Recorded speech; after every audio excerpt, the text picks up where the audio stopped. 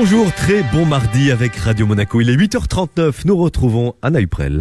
Radio Monaco, 3 questions à... Et votre invitée, Anna, 3 questions à Patricia Daré, journaliste et médium, auteur de Un souffle vers l'éternité et Les lumières de l'invisible aux éditions J'ai lu. Bonjour Patricia Daré. Bonjour. Plus de 15% d'entre nous faisons appel au service d'un médium, c'est dire si c'est une tendance. Alors déjà, on va préciser le sujet ensemble. Qu'est-ce qu'un médium? Quelle est la différence avec voyante? Vous voyez l'avenir aussi?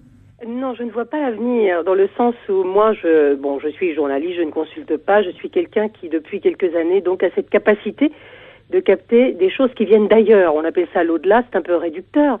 Ça vient d'ailleurs, souvent des défunts, mais je ne vois pas l'avenir, sauf si ces personnes, ces entités, ces défunts me disent quelque chose concernant cet avenir ou ce potentiel avenir. Je ne suis pas voyante. Alors, vous avez commencé à entendre des voix en 95. J'imagine que ça doit faire tout drôle quand ça vous arrive, non? Surtout quand on est cartésien, quand on est journaliste, qu'on vient d'être mère de famille il y a 2 mois. Vous êtes journaliste radio, hein, c'est ça? Oui, journaliste radio. D'accord, on entend souvent des voix quand on fait du journalisme radio. Bien concrètes et qui font pas toujours rêver. Mais là, c'est vrai que ça arrivait dans un moment où j'avais vraiment pas besoin de ça, où je n'y croyais absolument pas.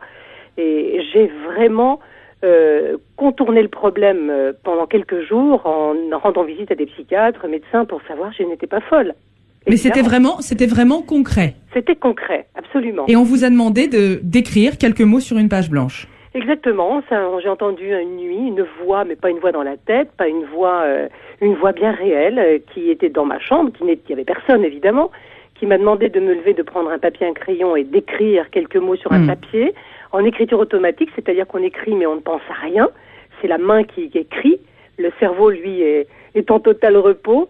Et là, dans le papier, je lis que maintenant, je vais être en contact avec une autre dimension et que, comme prévu, c'est le comme prévu qui m'a beaucoup tourmenté, comme prévu, je l'utiliserai, on m'enverra des informations pour aider les autres quand cela sera nécessaire. Et à ce moment-là, vous n'aviez pas le choix de prendre cette mission à bras-le-corps?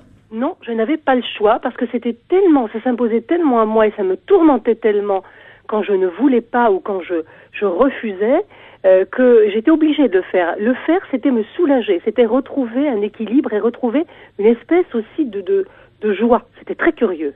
Alors qu'attendent ces personnes, si on peut appeler ça des personnes, ou en tout cas ces voix qui viennent à vous? Les voix qui viennent à moi viennent souvent alors c'est souvent une histoire de vérité. C'est souvent une histoire de vérité à rétablir. On vient me dire comment les choses se sont passées vraiment. Beaucoup de défunts ont envie que les gens de leur famille, que les gens qu'ils aiment sachent certaines vérités. Et j'ai compris que la vérité n'était pas seulement un mot qu'on utilise pour se satisfaire sa moralité, mais c'est vraiment une énergie extraordinaire de soulagement. La vérité rétablit une espèce de force que nous avons en nous et soulage. La vérité fait du bien. La vérité fait repartir la vie. Les gens souvent sont bloqués dans un mensonge qui peut durer pendant des siècles, des mensonges familiaux, des mensonges, on appelle ça transgénérationnels, des secrets gardés. Et j'ai compris que ce besoin de vérité de part et d'autre libérait et donnait des ailes. Patricia Daré, vous étiez journaliste à l'époque où vous a été donné ce don, et vous l'êtes toujours. Est-ce que, pour terminer, votre métier de journaliste, pour le coup, a changé? Vous parlez de ce besoin de vérité. Pour rester vraiment sur terre et dans le concret, est-ce que cette mission est devenue d'autant plus intense dans votre métier de journaliste? Dans mon métier de journaliste, je ne l'utilise pas, sauf que quand cela s'impose.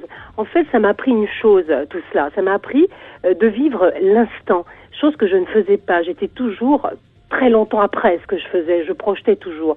Aujourd'hui, je vis pleinement ma vie dans l'ici et maintenant, dans l'instant. Je profite des autres et ça m'a permis peut-être de le vivre plus concrètement, plus en paix, plus dans la joie aussi et plus dans le rire. Chose qui n'était peut-être pas forcément le cas à l'époque.